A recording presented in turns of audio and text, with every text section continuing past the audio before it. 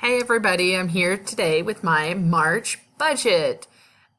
Projected budget, I should say, because actual is always different. But anyway, so my total income for the month is expected to be $3,041.38. There should not be any, really shouldn't be any change in that unless I have some kind of income that like other income that's not expected. But again, I don't think I have anything.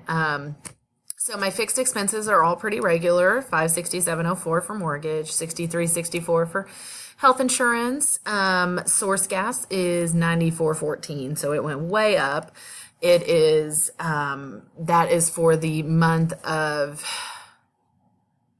January, I believe. The month of January, I believe, is what that 94.14 is for.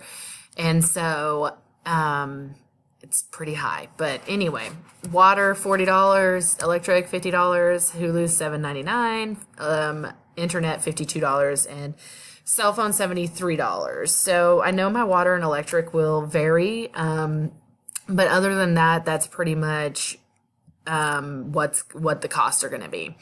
So I have $40 in my personal money or miscellaneous. Sometimes it goes on both.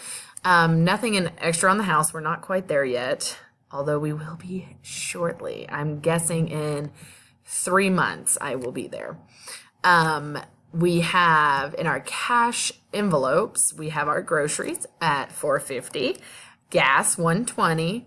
Medical is $50, and that is for supplements. I even have a note out here for Core Omega, which is out on the April 14th, but I won't need to purchase it for March, but I always copy this budget for the next month and then fill it in based on the month. But anyway, so I did that so I would have it for my next month's budget when I remind myself that I need to purchase that. So I actually don't see this being used. I don't think we need any supplements.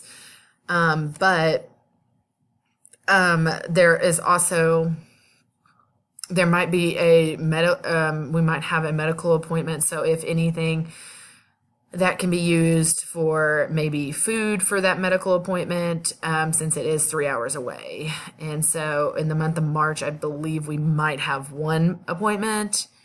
I don't think we have more than one, but anyway, I'm pretty sure we have at least one. And then kids commission, I am putting that back in the budget. The kids, really have not been using it. They don't really care. But maybe they'll feel inspired and maybe we'll see some work out of them.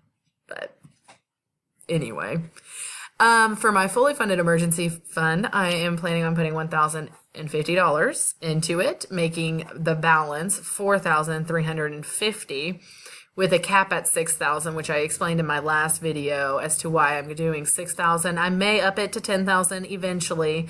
However, I really want to get going with the baby steps, and so I am wanting, that's what my plan is.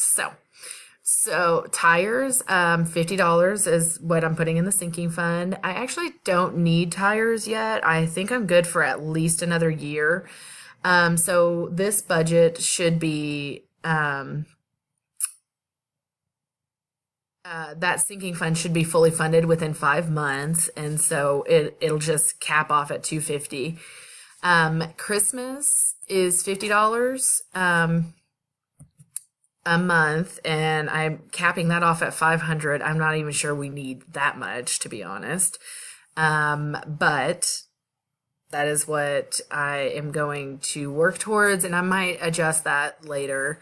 Vacation, $30. I don't have anything planned, so we're just going to stick it in there and see if anything, comes up. Car maintenance, I'm going to do $50. I have I'm not going to put a cap on this because if, I do have something that I need to get fixed on my car, a belt or something, and it's only a couple $100, but I figure with that and a the oil changes and anything else that is needed. I don't think I'm going to need to have a cap on it. And eventually it'll turn into not just a car maintenance, but maybe a car replacement fund. My car is in pretty good condition, so I won't be needing, hopefully will not be needing a car for at least probably 5 years, but that's just a guesstimate. Vet, I'm going to do $20 a month. I don't even need that much. I'm going to cap it at 100 because between my cat and my dog's appointments, it's less than $100 for their yearly appointment. So it's not really necessary. But homeschool, I'm going to do $50 a month and cap that at 300. It is usually about 300 for the curriculum for 1 year. And since I just purchased her curriculum not that long ago, because I know it's kind of weird, but she just started a new curriculum in this past month. And so it's not like the technical school year, like where you go August to May and then you start the next grade. So she's doing a mixture of 5th, 6th, and 7th grade.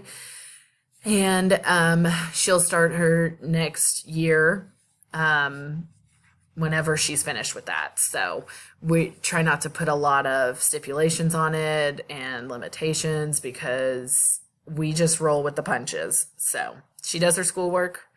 So she can learn. Let's see, house maintenance, I'm doing $40 a month, and there's not going to be a cap on that either, because if we do end up having quite a bit in that budget that is not used, then we can put it towards something to fix the house. Not that there's a lot of things wrong with the house, but our over the stove microwave does not work anymore, and so I could fix that. And also the lights in the kitchen are acting up. That could also be fixed. And when I say fix the over the stove microwave, I mean replace it. It's actually a couple $100s to do that. And then I think within the next couple years, we're probably going to need a new water heater. And so the hope is to start building that fund up after the emergency fund is funded for that. Car insurance, it is $600 a year. And so I have it, the savings to be $50 a month. So, then it'll be 600, I'll have 600 by the next time that it's due, which is in March. And then this is just my IRA balance is 11,735, which changes pretty,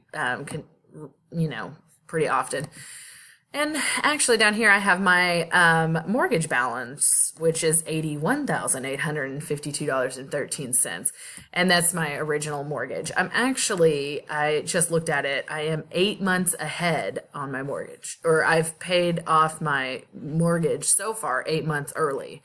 So I will be finished with my mortgage 8 months earlier than planned, almost cut off a year. And that was before, when I was doing baby step 6, before my world just completely changed and I had to readjust. So anyway, we're back at it, and I will be shortly in baby step 4, 5, and 6 within a couple to 3 months. And I am excited to pay off this house early. So I will talk at you guys later. Have a great day.